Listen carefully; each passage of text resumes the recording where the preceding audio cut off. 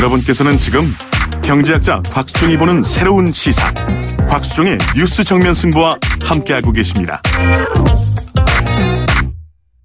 네, 뉴스 정면 승부 동상이몽 인하대 정책대학원 박상병 교수, 경희대학교 노동일 교수님 두 분과 함께 계속 이야기 나누고 있겠습니다.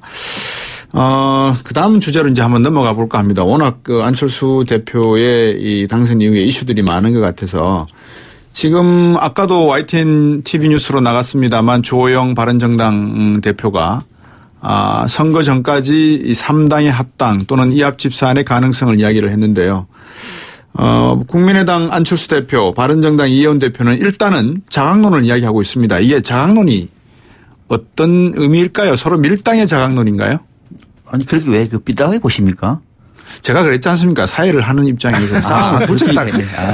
박 교수님. 제가 왜 자꾸 삐지세요?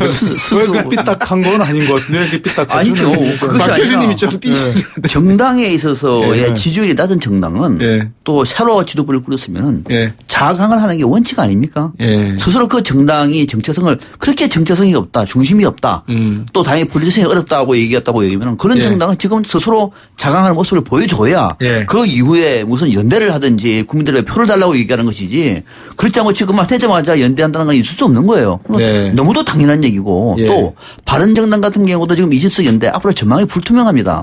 저 정당이 어디로 갈지를 스스로 자리매김을 했을 때 국민들이 저 정도의 바른정당은 좋구나. 그 두 정당이 제3정당과 제3의 같이 비슷하니까 그때 돼가지고 뭐 선거연대를 해라. 통합을 하라라고 하는 요구가 있지 않겠습니까? 그때 부응을 하는 것이 정당은 그런 국민들의 요구에 부응하는 겁니다. 지금은 자강하는 것이 너무도 상식적인 것이죠. 그게 아니라고 얘기를 하다 보니까 제가 조금 다른 이견을 낸 겁니다. 아니 근데 이건 글쎄 굳이 얘기할 필요도 없는 당연한 얘기죠. 왜냐하면 연대 통합 이런 거는 선거 때나 하는 얘기지. 이 선거 안 할 때는 할 얘기가 팔 필요가 없는 거죠. 국회의원들로서는 지금 이제 주로 정치하는 정치 행위자들이 주로 국회의원 아니겠습니까? 국회의원들이 지금 뭐하러 지금 어디 무슨 연대 통합을 굳이 합니까? 지금 등 따시고 배부른데 선거는 아직 멀었고 본인들 선거는. 그렇죠. 내년 지방선거 돼서 자 만약 안철수 대표가 서울시장 나간다. 그러면 뭐 박원순 시장이든 누구든 민주당에서 나올 거 아니겠습니까? 바른정당 자유한국당 안 낼 수 없잖아요. 그러면 승부가 어떻게 되겠습니까? 뻔하잖아요. 그러면 그때서야 이제 야당 3당이 우리 당 뭐 다 망하니까 우리 어떻게 단일 후보 좀 모색해보자. 그때 가서 이제 발등에 불이 떨어져야 연대 통합 이렇게 나오는 것이지. 그렇네요. 굳이 아무런 지금 뭐 이렇게 비상 상황이 아닌데 움직일 이유가 없습니다. 그러니까 지금은 당연히 대표도 새로 되었고 또 이제 뭐 3당끼리 뭔가 정책 연대도 해보고 하니까 그런 정도로 움직이는 것이지 지금 선거도 없는데 굳이 뭐 연대 통합 이런 거 얘기할 필요가 없는 겁니다. 지금 홍준표 대표가 얘기하고 하는 것은 그때 지방선거 때 다 따로따로 후보 낼 때 좀 그때 연대 통합을 모색하기 위해서 지금 군부를 떼는 거죠. 미리부터 군부를 떼는 거지. 지금 벌써부터 무슨 뭐 어떻게 해보자, 연대를 해보자, 통합해보자. 이건 사실 섣부른 얘기고. 그렇죠. 다만 이제 그렇죠. 이제 선거연대의 얘기고 정책연대는 가능한 거죠. 정책연대는 그렇지 않습니까? 예를 들면 바른정당에서 하나의 법안을 만들어냈다. 그 법안이 국민의당과 너무 똑같다. 여기에 만약에 자유한국당까지도 동의를 한다. 라고 말하면 가반정당이 되잖아요. 정책연대가 필요한 것이죠. 그것이 다당체제의 강점이죠. 또 반대로 민주당에서 법안 하나 만들어냈어요. 그런데 그것이 또 국민의당은 너무 비슷해요. 여기에 바른정당도 동의해요. 그럼 세 정당이 뭉쳐가지고 법안을 통과시키는 거. 이런 거는 가능한 것이죠. 그러니까 이것이 다당제의 강점인 겁니다.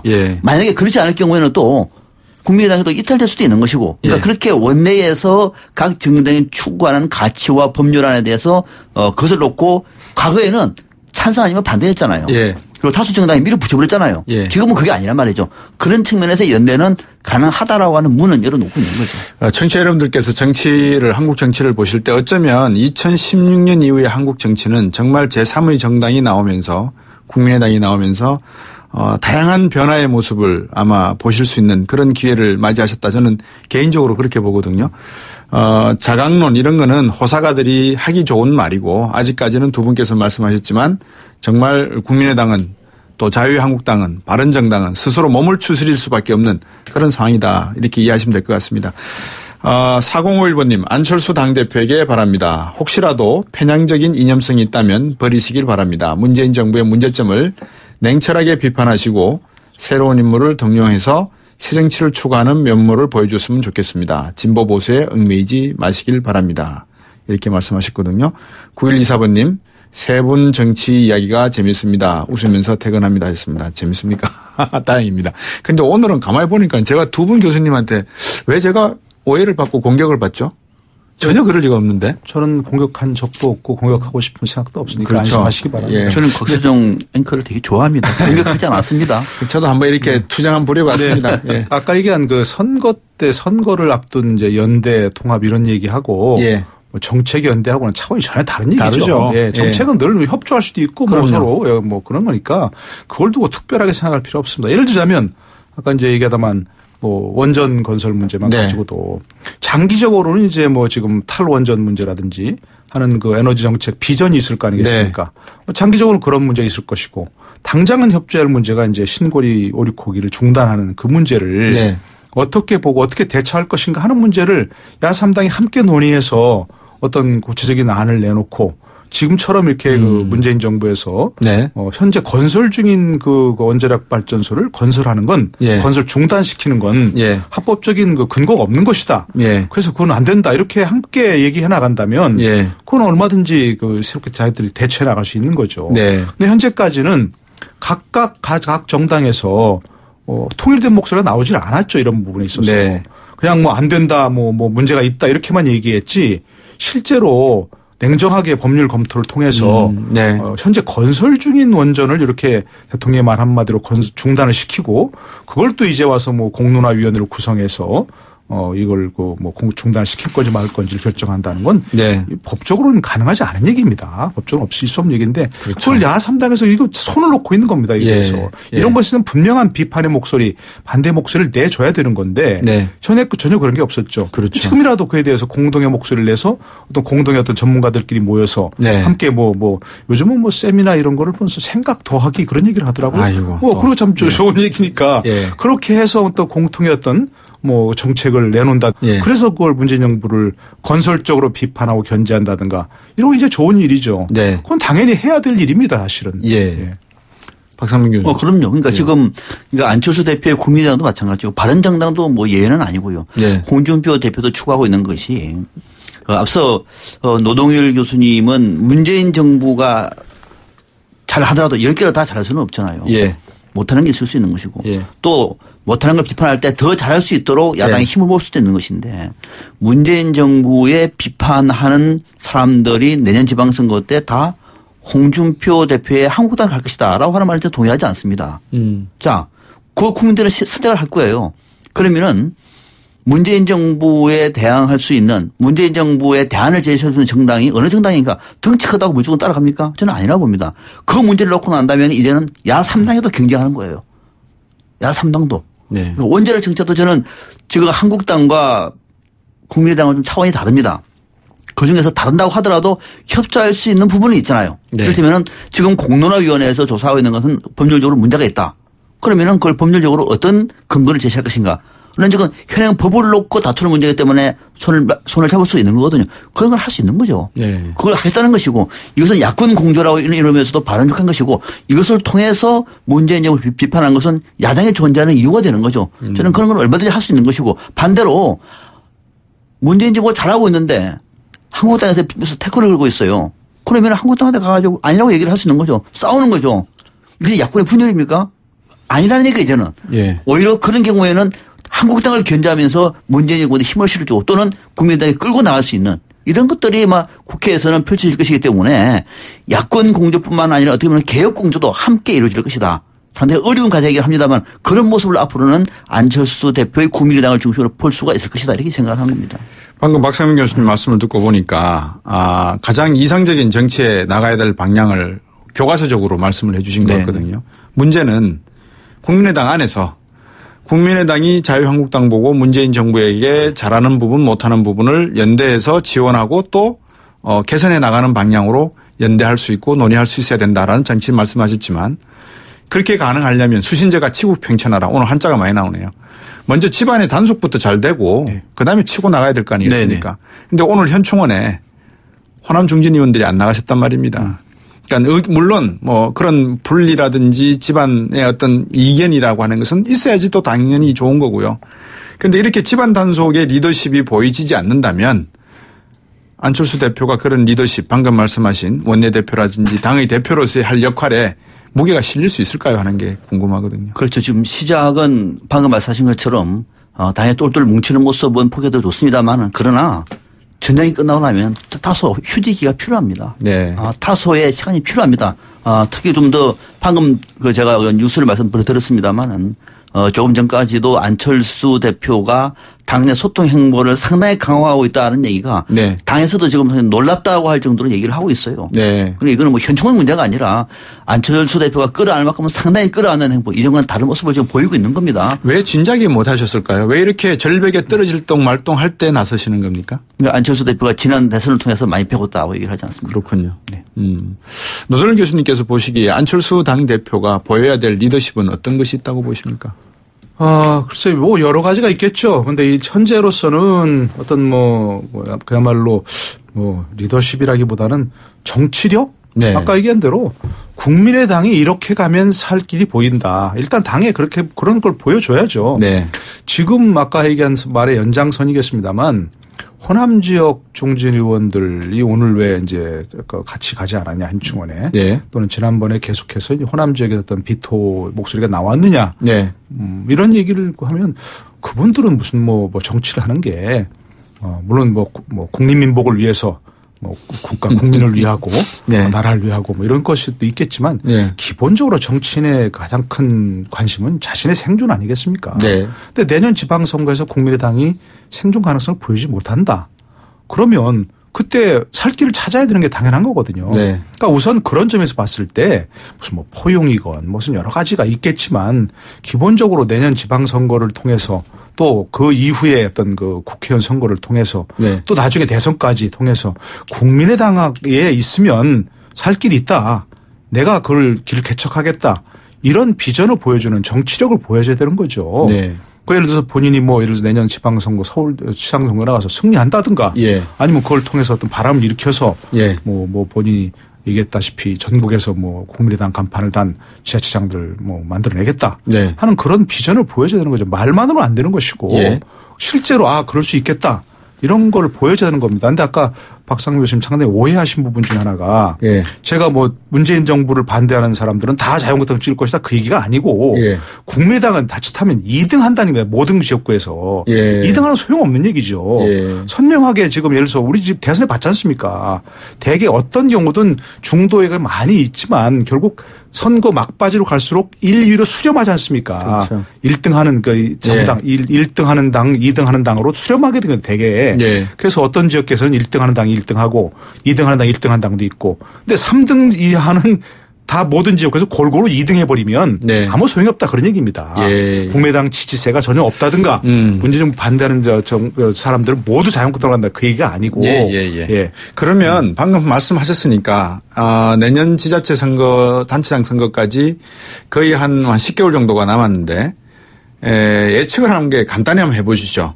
서울, 부산, 대구, 광주, 울산, 인천 6개 광역시를 놓고 이 중에서 국민의당이 가장 가능성이 있다라고 보시는 근데 그게 정말로 위험한 도박인데 그렇게 얘기하면 왜냐하면 변수가 워낙 많아서 예. 지금 말씀드리면 자칫 그거는 우리가 과학적인 얘기가 아닐 수가 있어요. 왜냐하면 예. 제일 중요한 것은 지금 문재인 정부의 지지율이요. 예. 지금 그게 70% 80%입니다. 예. 싹소리 안 나는 얘기예요. 73.9%. 그렇죠. 예. 제1야당. 예. 지금 한국당 같은 경우는 10%대고 초반이에요. 후보도 못 낸다는 얘기는 지금의 기준을 가지고 말하기는 네. 굉장히 어렵다는 것이고 또 하나는 내년까지 과연 문재인 정부 지지율이 높을까요? 그거 예측하기 어렵습니다. 높아야 된다라고 하는 게 일반된 국민들의 마음이어야 되지 않습니까? 그러니까 우리 마음이 아니고요. 네. 그러니까 지금 지방선거를 예측하잖아요. 네. 내년까지 이 지지율이 그대로 갈지 안 갈지를 우리가 모르는 상황 속에서 얘기하기 어려울 뿐만 아니라 네. 국민의당과 바른정당이 이제 포지셔닝을 하고 있습니다. 네. 3% 5%밖에 안 되는 정당이에요. 이 정당 가지고 어디를 지금 예상을 하라는 얘기죠? 그 자체가 우리가 오히려 애청자들에 대한 조금 무리일 수가 있기 때문에 예. 그건 조금 이따 하시는 게 좋을 것 같아요. 알겠습니다. 네. 아니 이제 예. 뭐 당선 가능성을 예측하기보다는 예. 안 될 가능성을 예측하는 게 오히려 더 낫겠죠. 예, 뭐 그래서 지금 상황에서 뭐 예. 물론 이제 뭐 정치라는 게 우리 한국 정치라는 게 워낙 네. 다이나믹하기 때문에 그렇죠. 네. 뭐 하루 앞을 예측하기가 참 힘듭니다. 네. 다이나믹 코리아가 뭐 정말 그 정치 분야에 네. 그런 건데 특별한 일이 없다면 네. 특별한 뭐 문재인 정부의 엄청난 실수라든가 네. 뭐 그것이 없다면 뭐 어느 정도는 유지되지 않겠습니까? 되게 근데 뭐 보면은 현재로서는 크게 변수가 될 만한 게 없고 갑자기 김정은이 무슨 뭐 또 마음이 변해서 뭐 어떻게 다른 도발을 한다면 모르지만 네. 그때 되면 만약 혹시 도발을 한다 하더라도 대개는 네. 집권당으로 대개 그 지지가 뭉치는 게 상례 아니겠습니까? 그렇죠. 외부의 도발이 생기면. 네. 그러니까 그것도 이제 얘기한다면 뭐 국민의당이 사실 조금 희망을 걸어볼 수 있는 게 광주 전남 지역 아니겠습니까? 그런데 예. 아까 얘기한 대로 제가 의도적으로 볼 정도로 문재인 정부에서 문재인 대통령이 광주 전남 지역 전체 호남 지역에 인사폭탄을 쏟아붓고 있지 않습니까? 그렇죠. 그럼 지금 상황 그대로 간다고 치면 예. 거의 그대로 간다고 치면 광주 전남에서 국민의당 간판 걸고 민주당과 대결이 가능하겠습니까? 그게 지금 호남 지역 의원들의 어떤 의구심이고 위기감인 네. 겁니다. 지역구 그러니까 어떤 기초의원 하나 당선시키기가 어려운 그런 상황이 될 거란 말입니다. 그렇게 되면 그 사람들이 위기감이 느끼는 게 지역구 국회의원 선거에서 손발이 떼어져야 할 사람들이 하나도 없다. 이렇게 되면 바로 이제 위기감이 드는 것이고 그걸 예상을 하기 때문에 지금 국민의당 호남 지역 의원들이 흔들리는 거죠. 방금 예. 노동일 교수님께서 제가 이제 질문 계속 드렸던 이유의 본질을 딱 찍어 주셔가지고 박상민 교수님한테 이제 드릴 수 있는 기회가 생겼습니다. 네.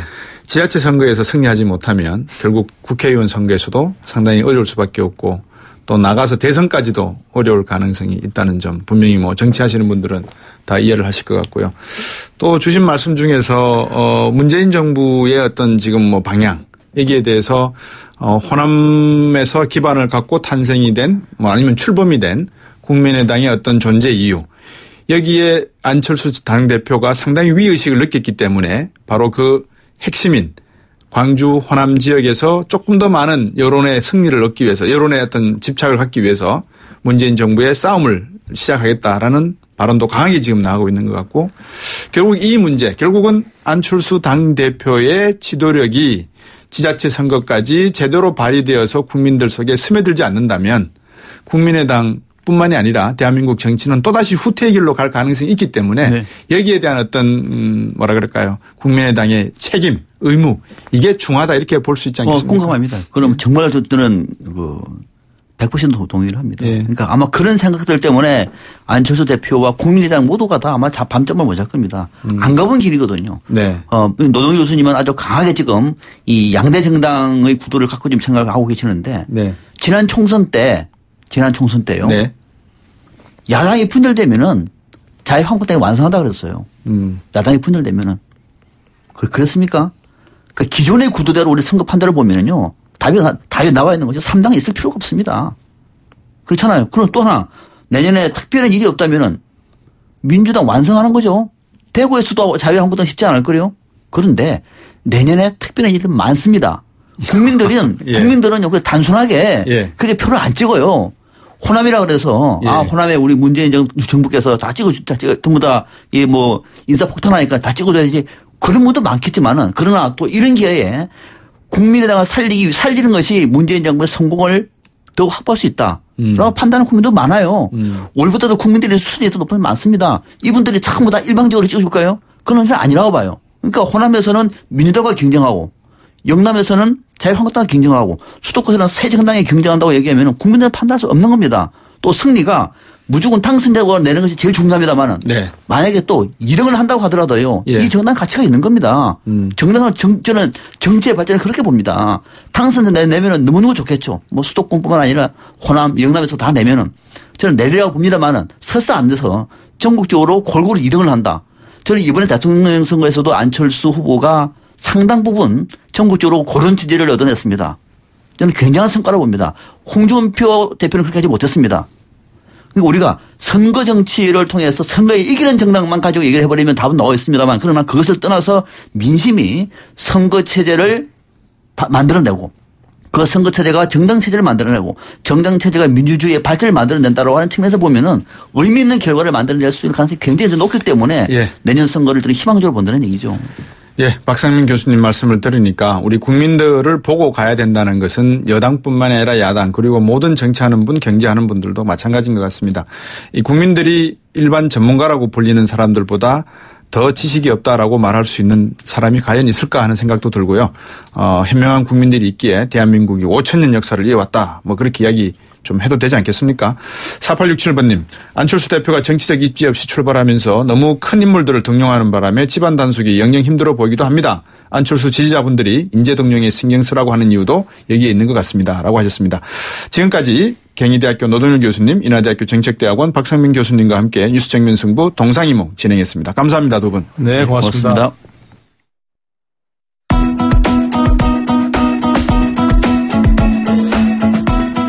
YTN 뉴스 FM 뉴스 정면 승부 오늘 준비한 내용 여기까지입니다. 내일 다시 뵙겠습니다. 곽수영이었습니다. 고맙습니다.